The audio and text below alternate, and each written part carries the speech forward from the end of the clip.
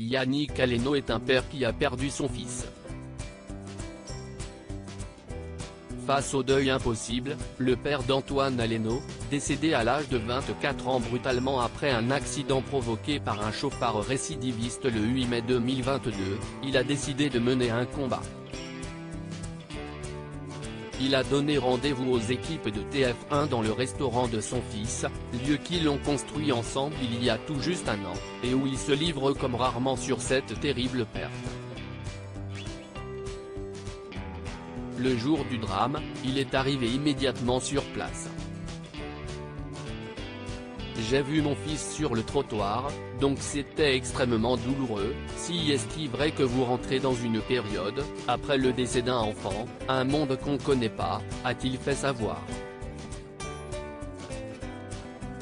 S'il a pu songer à fermer le restaurant, lorsque le drame est arrivé, ne trouvant plus de sens à cet endroit si particulier pour eux, il y a renoncé. Et puis tout le monde me disait vous pouvez pas faire ça et en fait ils avaient raison, reconnaît-il aujourd'hui.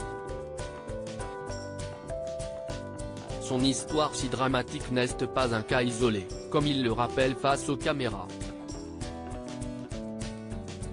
Ce deuil impossible, il réalise qu'ils sont nombreux à devoir l'affronter.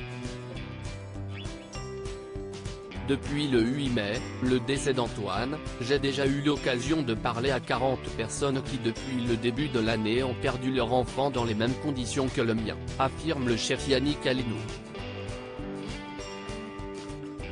Si est-il un gâchis monumental. J'ai déjà eu l'occasion de parler à 40 personnes qui depuis le début de l'année ont perdu leur enfant dans les mêmes conditions que le mien. Il sait qu'Antoine, grâce à son statut de chef et à la médiatisation de Yannick Aleno, a eu le droit à un écho après ce drame. Mais ce n'est pas le cas de tous. Aujourd'hui, pour se relever de cette perte, cela se fait notamment par l'envie d'aider celles et ceux qui ont perdu un proche à cause d'un acte de violence ou qui en ont été victimes. Le 20 septembre, la famille Aleno a ainsi lancé l'association qui porte le nom d'Antoine, tandis qu'elle dévoile également une plaque en mémoire de leur fils et frère, rue Beaupassage, à Paris.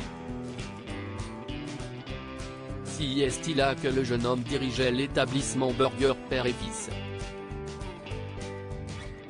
Les parents d'Antoine, Yannick et son ex-femme Isabelle, ainsi que leur fils aîné Thomas se sont exprimés dans les médias, en cette occasion.